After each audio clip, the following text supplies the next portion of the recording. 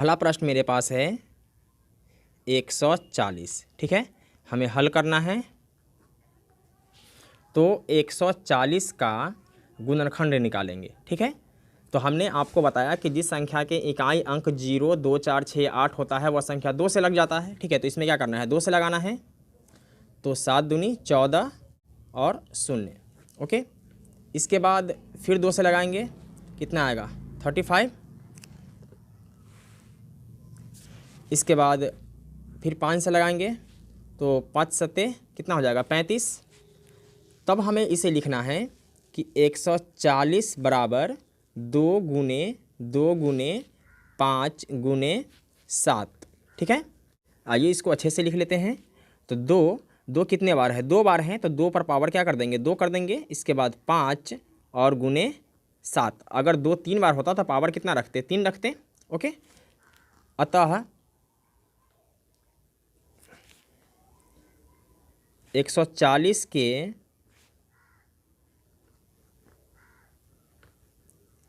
अभाज्य गुणनखंडों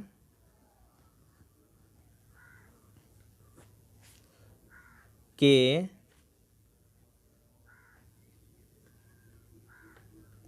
गुणनफल 2 पर पावर 2 गुने 5 गुने 7 हैं। ओके, चलिए अगला प्रश्न है मेरे पास 156। कितना है 156। तो लिखेंगे 156। ओके, हमें हल करना है। तो 156 हमें इसका गुणनखंड करना है। तो 2 से लगाएंगे क्योंकि इसके लास्ट में क्या है 6 है, तो 2 से कट जाएगा। 7 दूनी 14 बचेगा 1, 16, 8 दूनी 16। ओके, फिर 2 से लगाएंगे, 3 दूनी 6 बचेगा 1, तो हो जाएगा 18, 9 दूनी 18। ठीक है, अब 3 से लगाना है। तो 9 और 3 12। मैंने आपको बताया कि जिस संख्या के अंकों का योग 3 का गुणज हो वह संख्या 3 से कट जाता है। तो 9 और 3 क्या हो जाएगा 12, 3 चौके 12। इसका मतलब यह है कि यह संख्या 3 से कटेगा, 13 तिया 39। ओके, तब यहाँ हमें लिखना है 156 बराबर 2 गुने 2 गुने 3 गुने 13। ओके, तब इसको हम और अच्छे से लिख सकते हैं। 2 पर पावर कितना है 2, 3 गुने 13।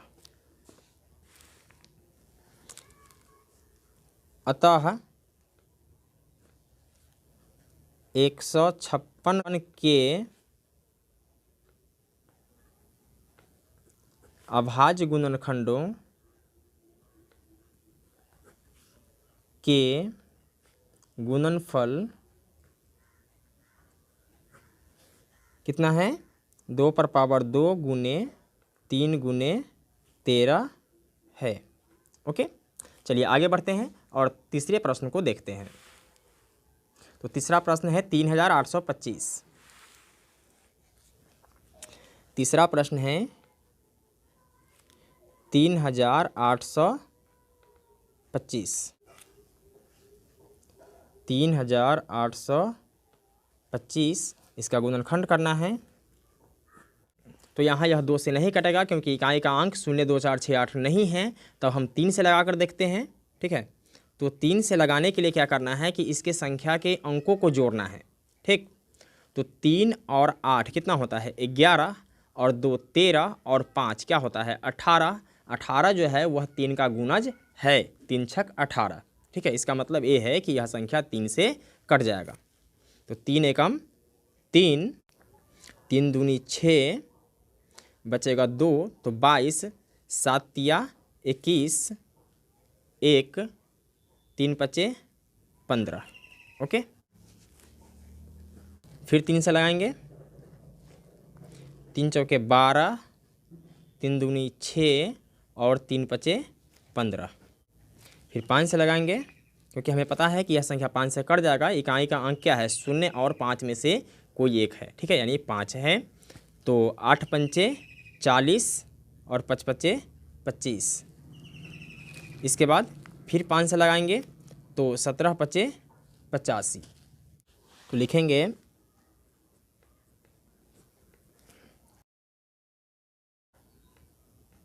3825 बराबर कितना है 3 गुने 3 गुने 5 गुने 5 गुने 17।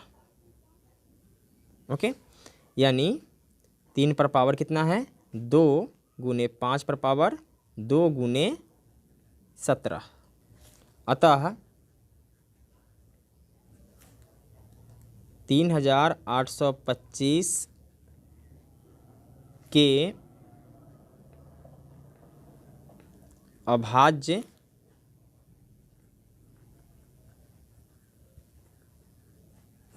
गुणनखंडों के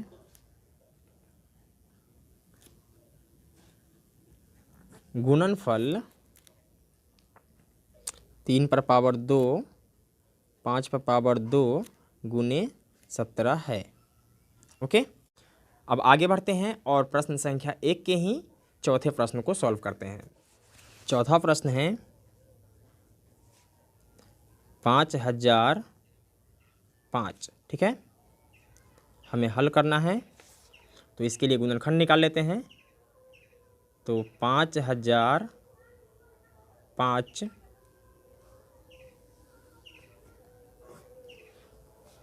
तो हमें पता है कि यह संख्या 5 से कट जाएगा, तो 5 मरतबे लगाएंगे तो कितना आएगा 5 एकम 5 0 0 5 एकम 5। ठीक है, इसके बाद यह संख्या न 2 से कटेगा, न 3 से कटेगा, न 5 से कटेगा, तो अब हमें लगाना है 7 से। ठीक है, तो 7 एकम 7 बचेगा 3 तो हो जाएगा 30, 7 चौके 28 बचेगा 2 तो 21, 7 तिया 21। इसके बाद क्या करना है 11 से लगाना है तो 13 मरतबे ये कट जाएगा। ओके, तब हम इसको लिख सकते हैं कि 5005 बराबर 5 गुने 7 गुने 11 गुने 13। ओके, अतः 5005 के अभाज्य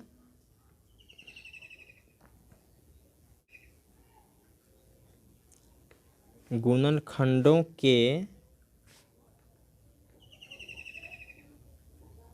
गुणनफल 5 गुने 7 गुने 11 गुने 13 है। ओके, अब आगे बढ़ेंगे और प्रश्न संख्या 5 को सॉल्व करेंगे। ओके, तो 5वां प्रश्न है 7429। ठीक है, हमें हल करना है तो 7429 17 मरतबे लगेगा।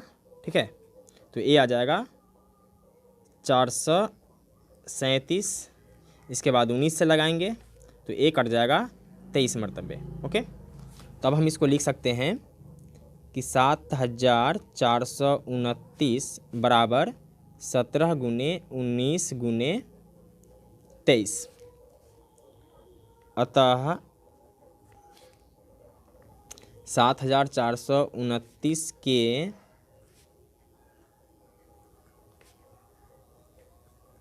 अभाज्य गुणनखंडों